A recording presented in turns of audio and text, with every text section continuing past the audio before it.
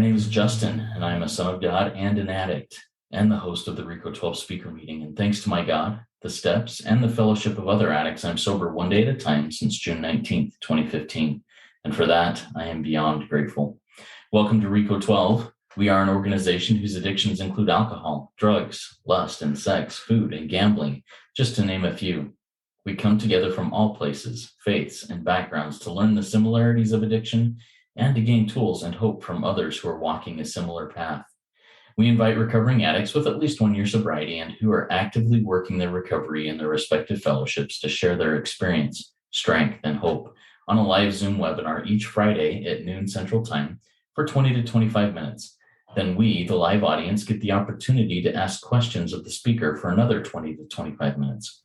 If you are hearing this meeting in a recorded podcast form and would like to participate as a live audience member in the future, please go to www.rico12.com. That's RECO12.com to learn more and submit your email address there to receive weekly invitations. RICO 12 is a self-supporting service, and we appreciate your help in keeping us working our Step 12 in this manner. We gratefully accept contributions to help cover the costs of the Zoom platform, podcast platform, web hosting, and administrative costs. To contribute, you can go to rico12.com/support, or you can click the link to PayPal in the chat of the live meeting or in the show notes of the podcast. When you contribute, please specify the meeting number. This is meeting number 67. One more word about our speakers before we introduce today's speaker. When we line up a speaker for a meeting, we ask them to seek guidance on what and how to present so that they can reflect the light they have been given. That light will inspire hope, meaning, worth, and growth in us, the listening audience. Now let's introduce our guest speaker for today, Ariel O'N, whose topic is staying in the middle of AA. All right, here's her intro and her bio. Ariel O'N is a grateful, recovering alcoholic in Ontario, Canada. As a 39-year-old woman and single mom coming into AA, she had a lot of shame, trauma, and preconceived ideas to work through. The program has helped her to weather life's storms one day at a time for more than 7 years without having to change her dry date. Take it away, Ariel. The floor is yours. We're excited to listen to you. Good afternoon, Justin, and good afternoon, everyone. My name's Ariel. I'm an alcoholic, and I'm really grateful to be here. It is always a pleasure to be of service, and I hope that I can share a little bit about what it was like, what happened, what it's like now, in order that my story might help someone else. So I guess the broad strokes are that I grew up in a very small family. I was the only child of two only children, very free-thinking parents. I have the name Ariel for a reason. My parents were wonderful flower children who had been traveling in the Middle East when they met, and were very unconventional. And from a young age, I craved something that I didn't have. I wanted to fit in. I wanted to feel like everyone else. And I had this idea when I looked around at people that they knew something about living in a way that was, that was kind of middle class and acceptable that I didn't know, that I didn't get the manual, that my parents didn't get the manual. I was a child who had, I had a lot of anxiety growing up. And unfortunately, my parents, although they were beautiful people, they did not get along very well after a certain length of time, and managed their affairs very poorly. And there was a lot of violence in my household. So by the time I was 6, I had been exposed to quite a lot of trauma and some direct abuse. And I was really vigilant. I started soothing my emotions with sugar. This was kind of the first thing I discovered, that if I put something into my body, which was in the form of brown sugar, I would feel calm and I would feel okay. I also gained a lot of weight as a kid. I sort of went from an average weight kid to around 6, 7, 8 each summer. I would gain a lot of weight. I was going away with my dad to visit his mom, and I was taking comfort in food. I was really homesick. I had problems with my dad, and he was a bit of an unstable guy. And somehow I found this miracle of food, and these things, I have insight now. At the time, I wasn't sure what was going on. So again, this idea that I wasn't like everyone else, my household was different. My parents got divorced at a time that wasn't very common. I was often othering myself. And then here I was, an overweight kid in the 80s, when it was like still totally okay to, bully and like have chants for kids who were overweight on the school ground and so forth. So I am somebody who had my first drunk at the age of 9, and it was a very splashy event that I went to with my dad and his best friend, who was invited every Bastille Day in France to the embassy in Ottawa, where I grew up. I grew up in Ottawa, not at the embassy. Anyway, so here was the super splashy affair with like chamber quartet and white tents, and my dad always gave me a bit of alcohol.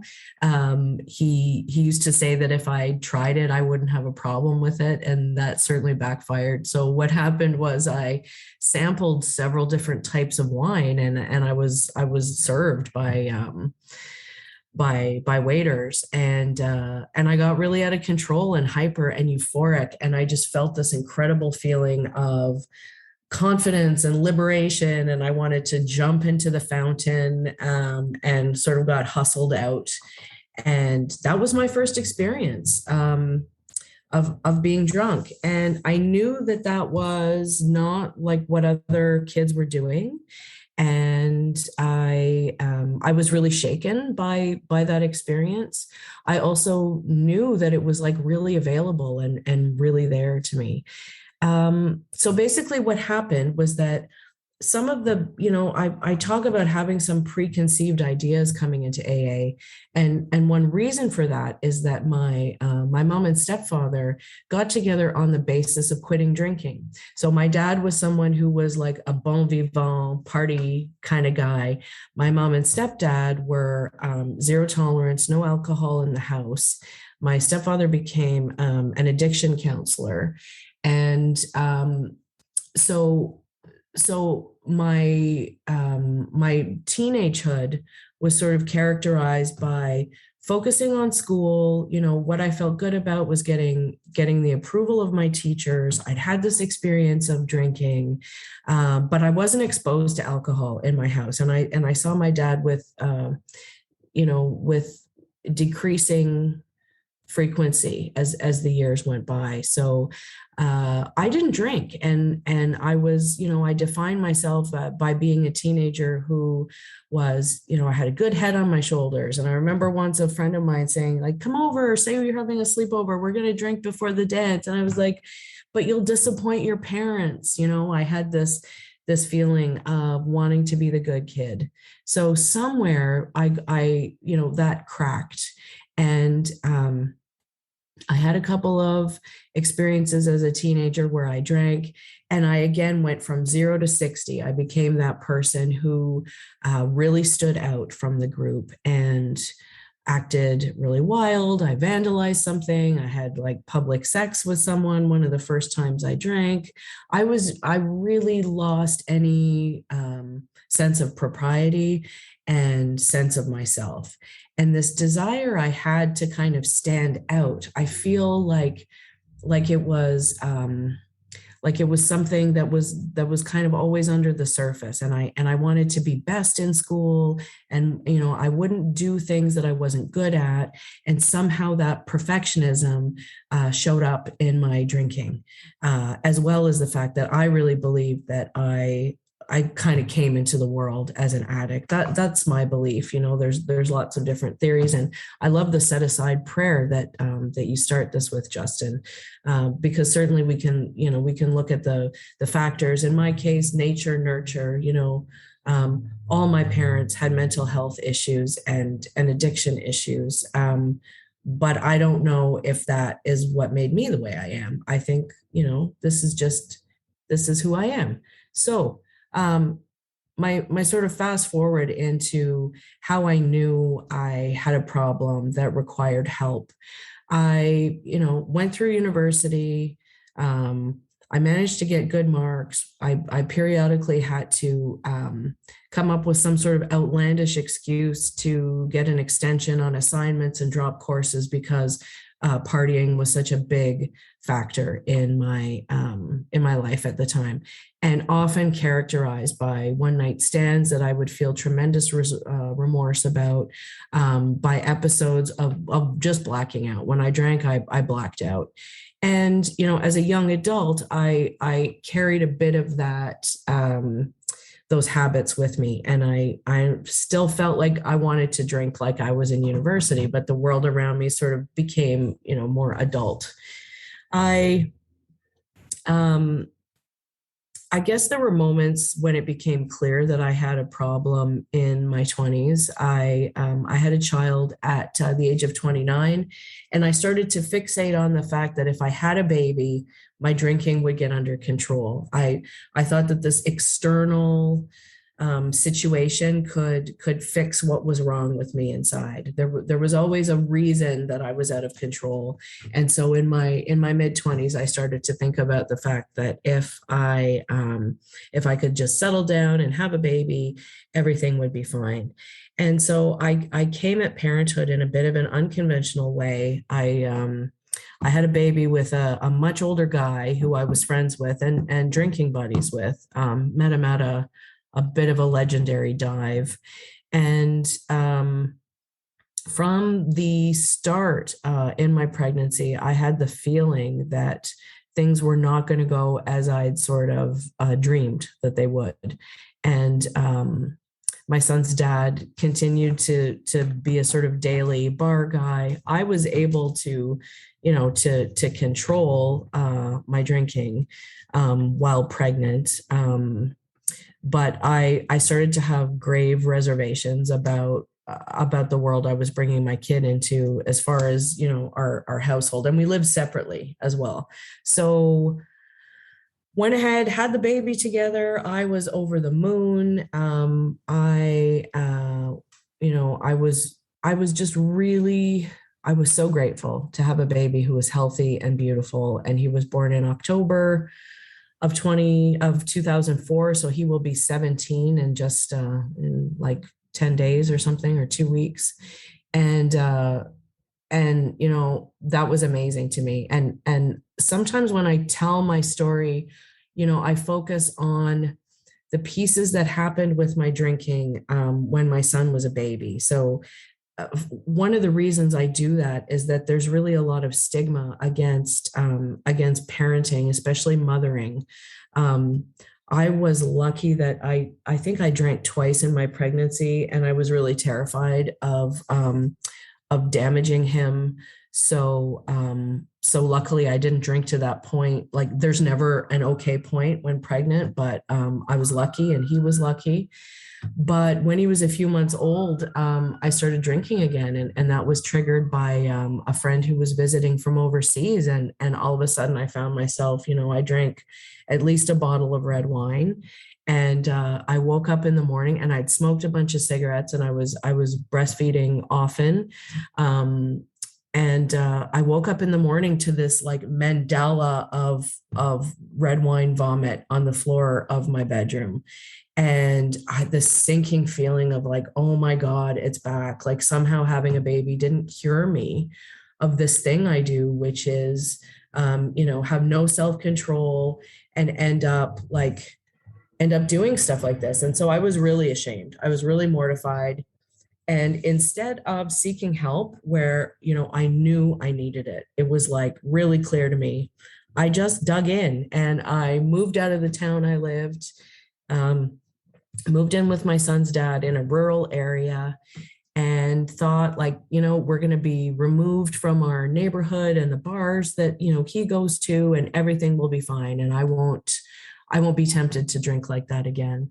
And what happened was actually really quite a dark time where I drank and drove. I did things that I never thought I would do. I drove with my son in the car in this area with like twisty roads and rock cuts. And his 5th birthday, I was almost in a blackout driving home, and I was drinking wine during this movie theater party. And my life was this sort of cycle of being out of control, saying, wow, can't believe I made it through that. I'll never do it again. I'm so ashamed. And I didn't actually change my behaviors in any way. I started to focus on the fact that I was living with a much older alcoholic and putting my problems on him, on my ex. So what happened was my ex became very ill with his own alcoholism, I thought. And I was like, I've got to move out. This is not a place that's safe for my son. So I moved out, and then I did another geographic cure. I moved in with my mom and my stepdad in this other town where I live now, and felt like everything was going to be fine because I was in a new place and so on. And very quickly, I hit my bottom. My son's dad, in fact, had dementia, and I was trying to sort of coach his healthcare support from another town. I found that I kind of reverted to some older patterns, being 39 and being, living with my mom, and always felt like my mom was like a cause and a consequence of drinking. Like I only felt like really, I felt like our relationship was okay if I was a little bit buzzed. And she had developed, my mom had developed an opiate addiction over the years. So it was also a little rough to see her. She was in a lot of pain, and she also, she was, it was hard. It was hard to see that. So essentially what happened was, for I don't know how many times it had been, I started day drinking. My pattern was, Friday when work was done, I deserved to drink, and I would start sort of right after coffee on Saturday morning. And I had done that, and I had gone off to the liquor store. I remember that like it was yesterday, and that feeling of ease that came over me. I got there before the liquor store opened. And when they opened the door, I instantly felt better. I just remembered that feeling like I was so hooked. And I drank all day, and I couldn't get drunk. It was that thing of like, I just wanted oblivion. And then I popped a bunch of my mom's pills. And when I say a bunch, I don't know. It was a few anyway. And then I went to sleep, and I slept for probably 18 hours. And when I woke up, my mom said, you've got to sort yourself out. And she had said that to me before, but there was something about the way she said it, and the fact that I had mixed morphine with alcohol. And I was actually working at a place that was like a leader in overdose prevention in my community. So I knew that, the impact of opiates along with alcohol, that was a huge driver of overdose. And so I was scared. And she said, your son doesn't need a drunk for a mother. And there was something about her saying that, and looking into my eyes when she said it, I said, I know I need help. And I felt like that moment of saying I need help, it was the first time I'd felt it in my bones that I needed help. I felt like that was my step one. That was my spiritual awakening.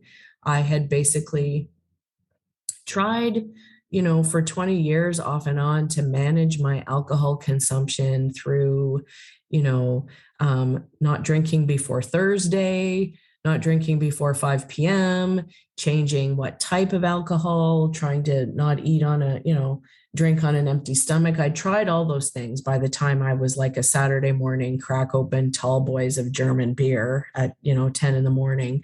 There was something just, I surrendered. I surrendered right then and there. And today, actually, in the 24-hour a day little black book, that was the theme, surrendering and step one. And it's good for me to always remember that I was powerless over alcohol, that all of my affairs had become unmanageable, despite the fact that I hadn't gotten a DUI, I hadn't lost my job.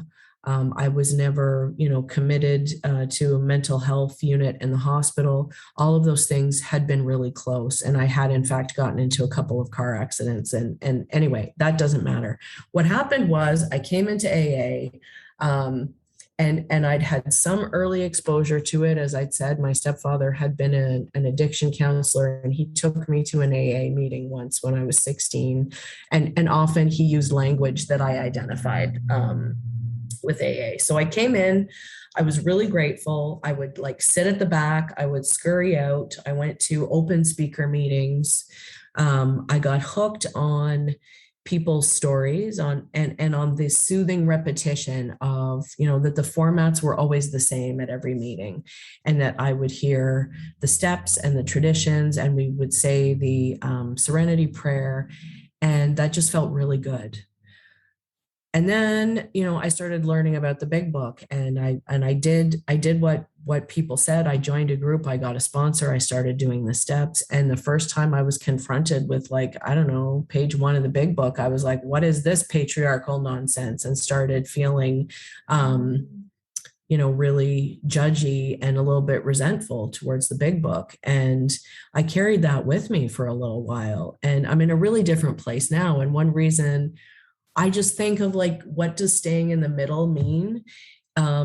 It means, like, I've had some experience of kind of stepping into like another fellowship that is connected to AA, but it is secular. And, I'm so glad that there's lots of options.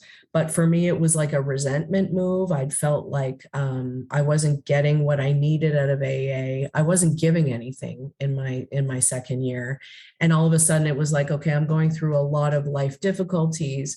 I'm not seeing support here. I'm tired of hearing the Lord's Prayer in my local fellowship. I'm going to hop into this other meeting format, which is great, but it wasn't giving me what I needed, again, when I had a crisis. So I'll tell you a little bit. My first couple of years of AA were, outside of this critique of the gender pronouns and, God with a capital H, him, that didn't resonate with me. I was able to find my way, and I felt really grateful. And each day I was, starting my day with gratitude. And my life was starting to get better, for sure. And what happened was I lost my mom and stepfather like within 2 weeks of each other. In 2016, I was about 2 years sober. My mom went into the hospital and she died really suddenly, and she was 63. And I was really devastated. And my stepfather had been very unwell, and he declined really fast, and he passed away. And I'm so grateful that I was sober at that time, because I was able to put one foot in front of the other each day. I always loved the slogans. And I always loved a prayer or a poem that was read fairly frequently, called Yesterday, Today, and Tomorrow. And this line, anyone can fight the battles of just one day, really stuck with me. And so I got through the losses. And then my son's dad, who had been hospitalized a couple of years before, he passed away in December of that year. And then I got really angry. Then I felt like, here's my 12-year-old who's lost his grandparents and his dad. And why isn't anybody like coming over and taking him to do fun stuff? Or I just started projecting expectations. onto my friends and associates, and started to feel really resentful towards AA. And I had a little bit of a moment where I quit my group and I drifted a little bit and didn't go to more than like one meeting a week. And things weren't great, but I did stay sober. And then I met a new sponsor, and she was quite critical of the Free Thinkers Fellowship that I joined, meeting that I joined, and she used this expression of she'd say, Ariel, like, I think you're going around the edge of AA a little bit. I think you might want to look at staying in the middle, you know. And I didn't like hearing that, because I felt like things could always be improved, and there was nothing wrong with seeking, a different way of doing things. And what I learned was actually that I don't need to be special. One of the things that I absolutely adore about AA is that and other 12-step fellowships is, we are not terminally unique. We all came here for different reasons, but ultimately we're here because substances or relationships overpowered us, and we thought that we could control these things, and we couldn't. So yeah, basically, I found a way of being that really fit for me. I was so grateful to be in AA when COVID started, just to kind of fast forward, because I'm not sure, I'm sorry for going on probably too long about what it was like. But, right away, there were Zoom meetings available, like in the early days of COVID. And I actually had done a little trip with my son beginning of March of 2020, when things weren't looking good, but I had a plane ticket and, bookings. And so we went to Los Angeles, and we were going to see a Lakers game, and we were going to do all these things. And like the NBA season was canceled as we were landing. And it rained for 6 days out of 7 in Los Angeles, which absolutely never happens. But I see that as a gift now. We weren't sort of out and about. The city wasn't totally locked down yet. But anyhow, I went to a couple of AA meetings when I was there. And at one point, it looked like, our prime minister said, like, please come home. And I got scared that maybe the border would be closed, and, I couldn't change my flight. And this beautiful woman named Ellen, who I met at the Silver Lake, 8:30 morning meeting on a Saturday, said, if you get stuck, I have an extra room. It'll be okay. And that kindness and fellowship, it'll stay with me my whole life. And then what happened was, of course, the meeting that she was a part of pivoted to Zoom. So I got to see her every week and, really grow in my sobriety. Just really took off because I was able to focus on it in a way that I hadn't before. For me, there was no excuse not to go to a meeting. It wasn't like too dark to drive or the weather was too bad. I just had to hop on Zoom. And I also lost my job in there, which was a very difficult situation. And, the next day I went on a morning coffee meeting and said, I lost my job. I feel like I've had the rug pulled out from under me. I was vulnerable in a way that I had not been before in sobriety. I still kept that old persona of I've got this into everything. And all of a sudden I was just vulnerable, and I felt like I grew by leaps and bounds. And so this past year, I've been able to sponsor people in a much richer way, and also in just a very traditional way where I go through the big book with people. I'm doing step work myself right now. I'm on a 6th step, so I'm conscious of my defects that continue to surprise me, and also they don't. I feel like I've always been the same person since I was like that 6-year-old kid discovering sugar as the panacea to negative feelings. And I have I had a sponsee who passed away, I think it was just August 31st. He had a health condition where it was like Parkinson's. And he did this thing where every morning he texted me and would have like a little cheerful emoji and would just say good morning. And we had a small Zoom celebration for him a week later, and it turned out that he did that with a lot of people. And so a few of us said, like, let's carry that forward, that just, cheerful service. And so now I have about 15 people every morning. I wish a good morning, and it's so simple, but there's something about doing that that is incredibly gratifying. And it's a small way that I can show other people that they have someone out there who cares about them.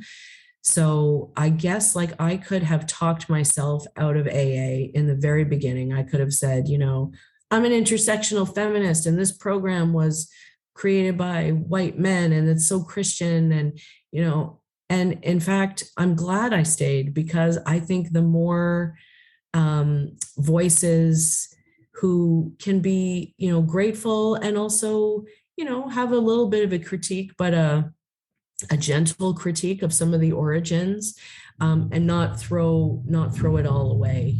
This was the only option for me.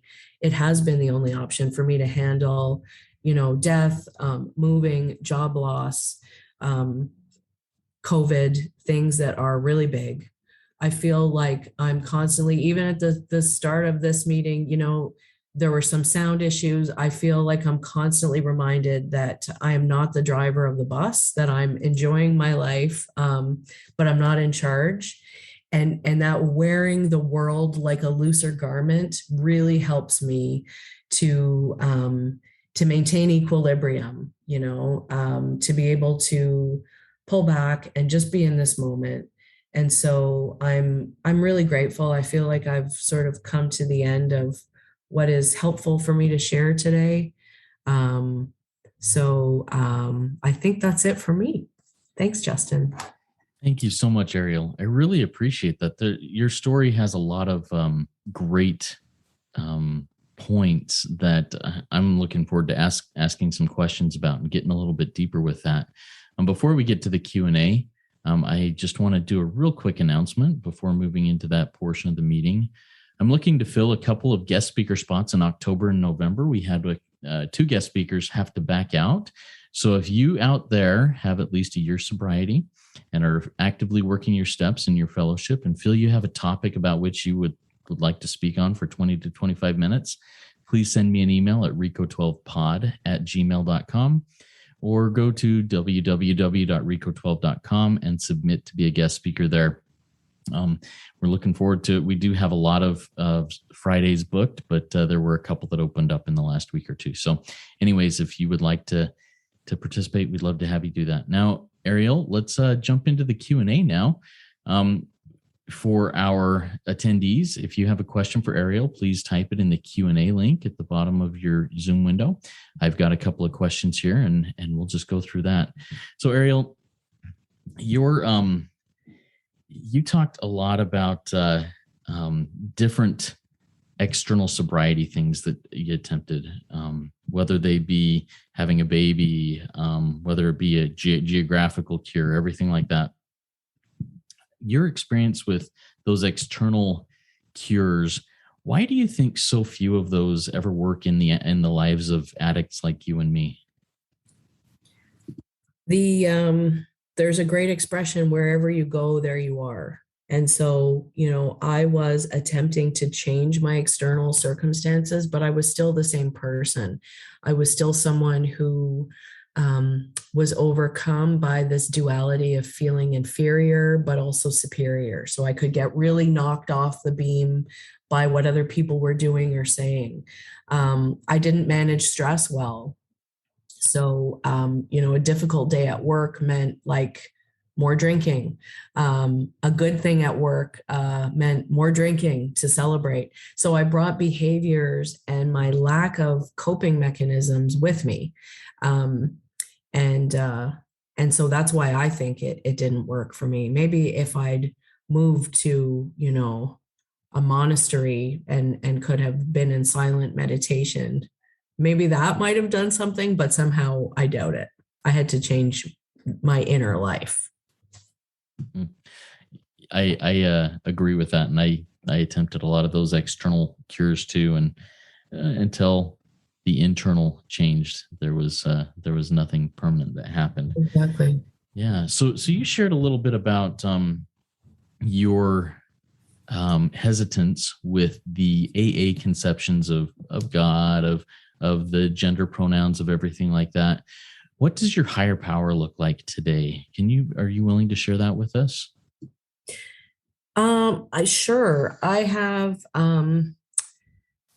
have a connection that is really land based, and I feel that I'm really connected to the divine when I'm in nature. So I started to walk almost on a daily basis, in woods with a river nearby, and I had a very difficult job. I was managing a women's shelter, and I would have this routine each morning, and I would feel really good.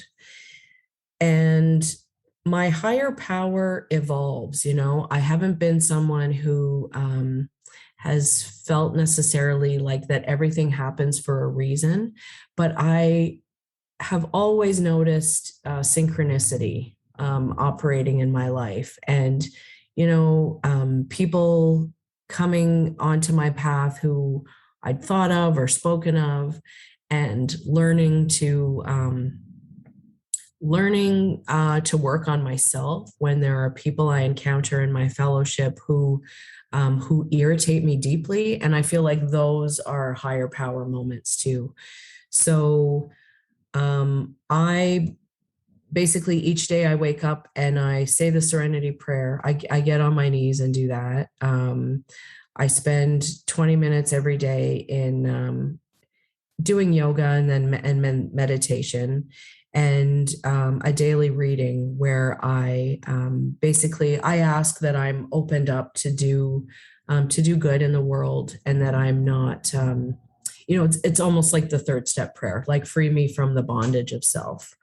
So do I have a God with a higher power with a face? Not necessarily, but I feel like I have conscious contact with something that is good and true to me, and is kind of like my best friend.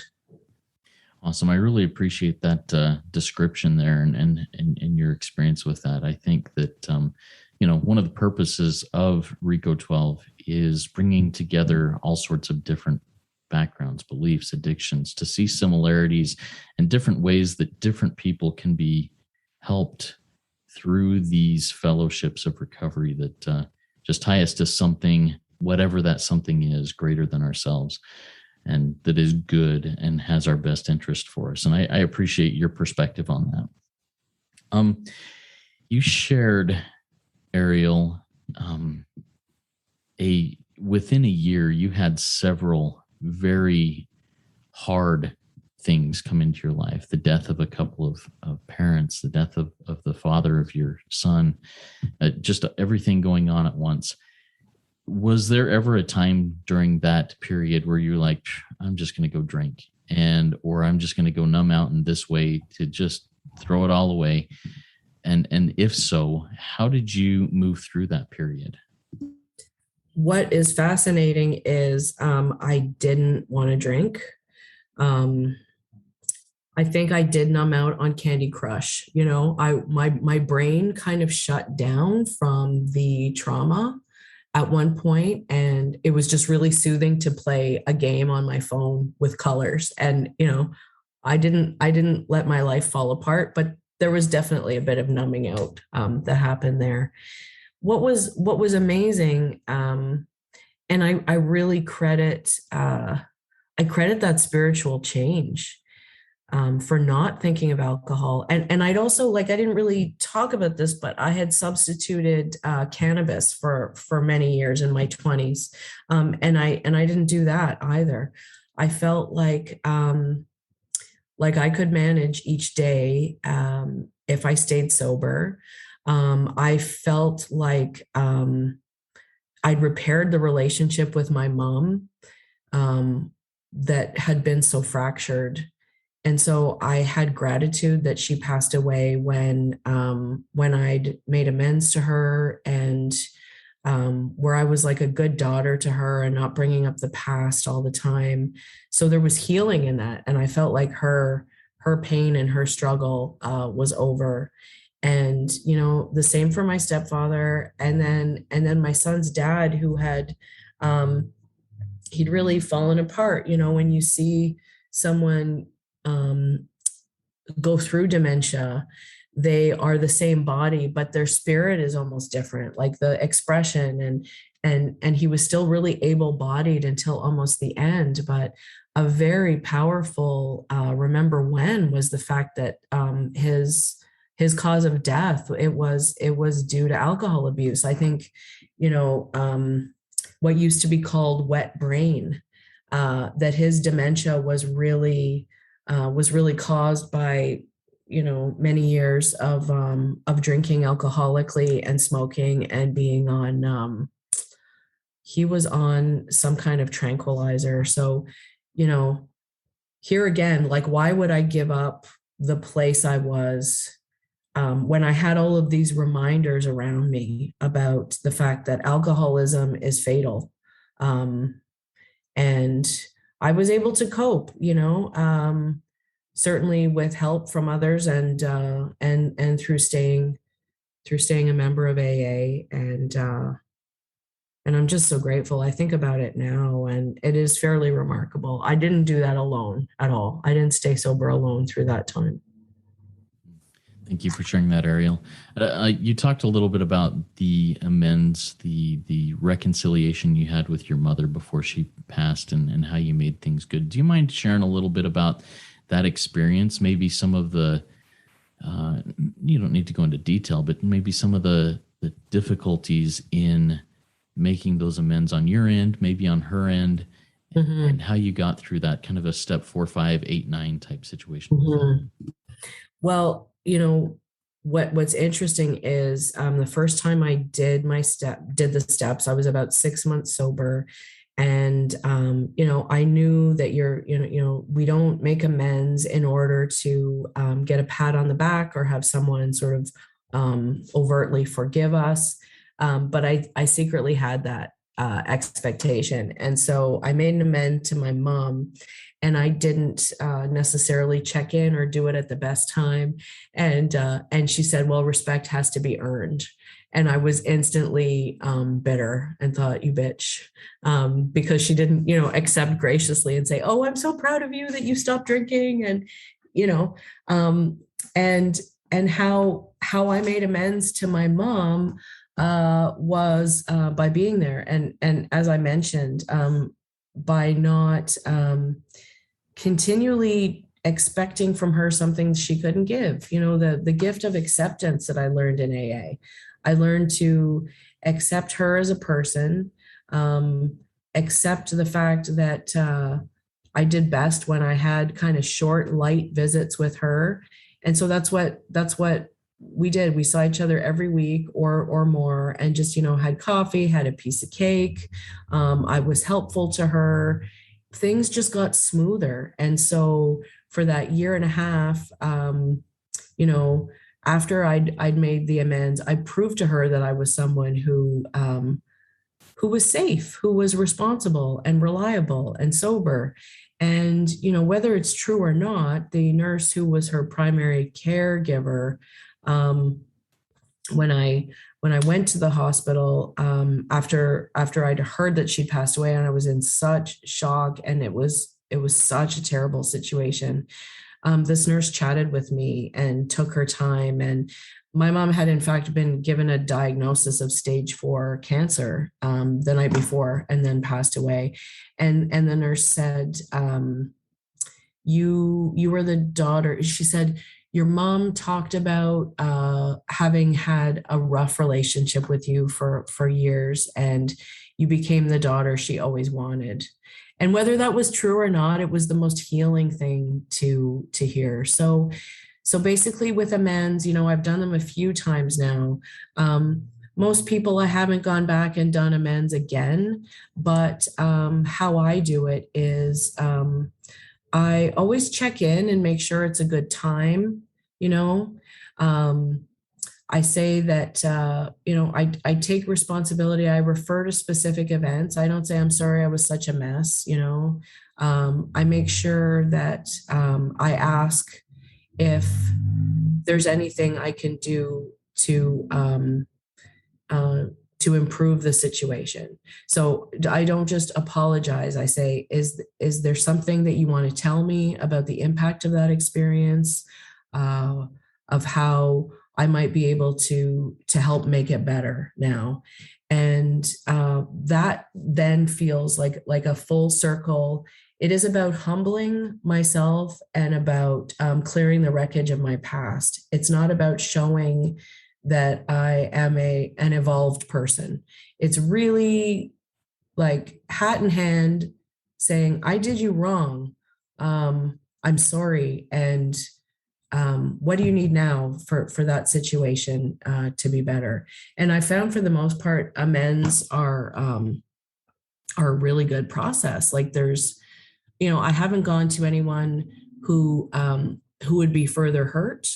Like in instances, like a lot of us, our addictions take us to places where we might commit adultery with friends, spouses. There are one or two people it would not serve me to go and talk to them about, because other people are involved. Where I was the sole, the sole person. Yes. So basically, I would suggest, with amends, start with the most easy. For some people, others start with the hardest. I'm a believer in get the really difficult stuff out of the way first, so the people who who have been the most impacted by addiction. And it's okay to kind of write some notes so that we stay on track when we do it. I think I can really digress from a point. I think a lot of other people can. So writing down what it is you want to say, also not going the path of least resistance and sending an email or a text. It's best to do face-to-face if that's possible, or a phone conversation. It makes it a lot more real. It's easy to craft an email and send it off, but to make yourself vulnerable in real time, I think is an essential part of making amends. I hope that answers the question. I think that was very helpful, and I appreciate the nuts and bolts behind it too. I think that's helpful for many people who are wondering, how am I going to go about making amends with this person? Thank you for sharing that. We have one more question that came in from our live audience, and I actually wrote this down too. It was going to be my final question to you. It's from Craig. Craig said, what do you mean when you said that you wear the world like a loose garment? What does that mean? Because I think that's a beautiful quote, and I'd love to hear more about it. Sure. I think the origin might in fact be Old Testament, but I got it from a lovely man named LP in my fellowship who talked about wearing his recovery as a loose garment, wearing the world as a loose garment. And what I interpret that as is feeling spaciousness, feeling that my recovery doesn't constrain me, that the world, that I don't have a lot of control over anything but myself. And so, politics, the environment, all of the social and economic issues that used to make me turn myself inside out. It's not that I don't care anymore. It's that I wear that more loosely now, because I have to be able to live my life in a way that is serene and that is safe from relapse. And I can't do that if I'm in that world of antagonism and I don't know. I could look up a better definition, but it's essentially like just taking it easy. It's like easy does it. Yeah, I love that. And as you were going through that, the thing that was ringing out in my mind was the last line of the Serenity Prayer, and the wisdom to know the difference. Exactly. That's how it sounds to me is, you know what? I don't have control over it. It doesn't mean I don't care, but I need the wisdom to know the difference as to when to care. And that just, I feel that as a flowing, loose garment, as a, yes, I'm protected. Yes, I'm covered, whatever it is, but there's freedom. It's like a comfortable pair of Levi's or something, so. Well, listen, I just Googled it, and it was apparently St. Francis of Assisi who gave us so many gifts. Wear the world like a loose garment, which touches us in a few places and there lightly. Love it. Thank you for sharing that. All right. Well, let's wrap this up. Thank you so much, Ariel. This was a great RICO 12 weekly speaker meeting for all addicts and those wanting to hear more about addiction and the recovery therefrom. If we didn't get to your question, or if you have other questions, please go to rico12.com/forum and join in our community and ask those questions and other questions that may come up. I invite the audience to come back next week. If you've not yet gone to rico12.com and submitted your email address, please get on the invitation list so that you can join us live each Friday at noon Central Time. Next week, we'll be hearing from Michael S., who's sober since 2007, who will be speaking on the topic of emotional sobriety. I think it'll be really good. That's something that I think it coincides very well with wearing the world like a loose garment, that emotional sobriety. Now, at Ariel's request, let's launch off into the rest of our day with the responsibility pledge to close. Go ahead, Ariel, and lead us in that. Well, thank you for this wonderful opportunity, Justin. The responsibility pledge. I am responsible when anyone, anywhere reaches out for help. I want the hand of AA always to be there. And for that, I am responsible. Thank you so much, Ariel. Keep coming back, everybody. It works when I work it, so work it. You are worth it.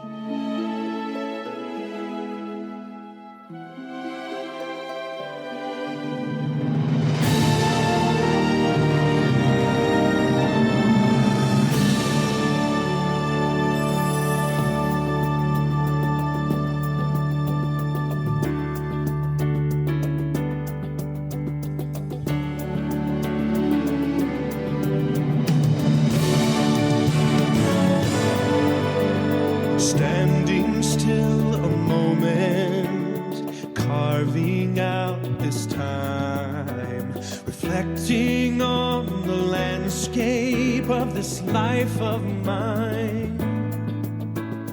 Peaks too high to conquer, streams too wide to cross, troughs too deep to walk through without incurring loss. Yet here I am, still standing tall, despite the rough terrain. One like me survived the storms and walked through wind and rain. Still standing, I will fight the good fight, still searching for glimmers of